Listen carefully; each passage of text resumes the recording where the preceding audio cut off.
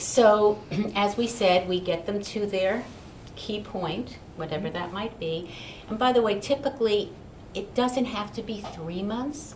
In some cases, if it's a brand new green employee that's just starting out, obviously there are going to be more benchmarks to hit, so you may want to extend that to a 6-month. And truthfully, the newbies are very grateful because they're having a chance to prove themselves, and they're not going to sit at minimum wage forever, because that sometimes happens. You've never worked in our field, minimum wage, and then you sit, and hence another reason why team members leave when maybe they didn't have to, and why we have a turnover.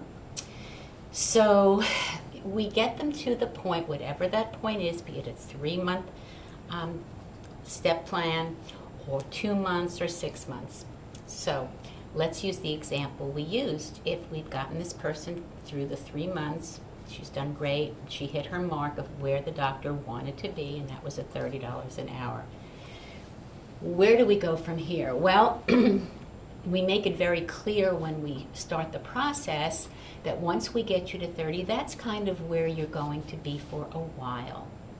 And what's nice about it is it's a very fair wage, and if you had requested this wage right out of the gate without any of us knowing if you would be a fit, chances are you wouldn't have made it this long, because what happens is the doctor has these numbers in his head. Oh my gosh, I'm paying her so much, she's got to learn so much, and if you don't learn to where they feel they want you to be, suddenly they're taking it away, and that's how the job ends. So it's a much, much better way to go. Obviously, it has to come to an end. We can't keep increasing realistically. So what we do, first of all, I like to separate the reviews, the annual reviews, the semi-annual reviews, and we want to separate it from an increase, a possible increase. Actually, I love when an increase comes from out of the blue, when we don't even expect it. And how does that happen? Well, obviously, the team member has to be instrumental in that, but more than that, we have to have in the bank enough to justify that. And that's a conversation that I feel is extremely important for every owner to have with his team. They need to know, because again, we're not like corporations, big companies, we're small. What do we need to break even as a business? What is realistic as far as when I can give increases?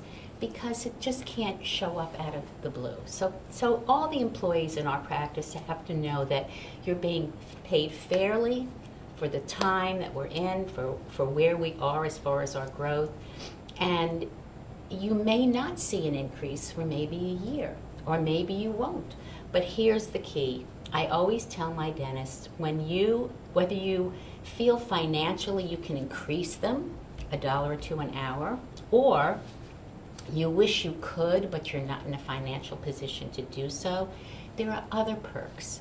You can, sometimes I say, convert someone from an hourly to a salary, where they know that that's going to be set in stone, because no matter if the office is closed or if they happen to be out ill, it's a reward for proving that they are worthy of a salary. Because quite frankly, I don't support giving someone, no matter who they are, a salary right out of the gate. I think it's earned.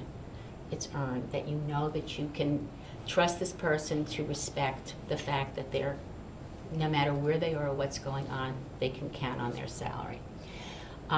In some cases, I recommend that the doctor gives the team member an extra check, a pre-tax dollar check, so that they can get insurance or up the insurance that they've been given, or use it for uniforms or clothing, what have you.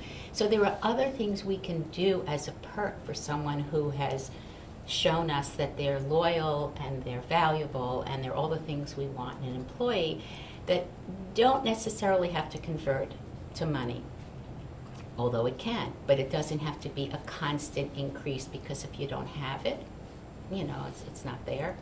But there are other things to do.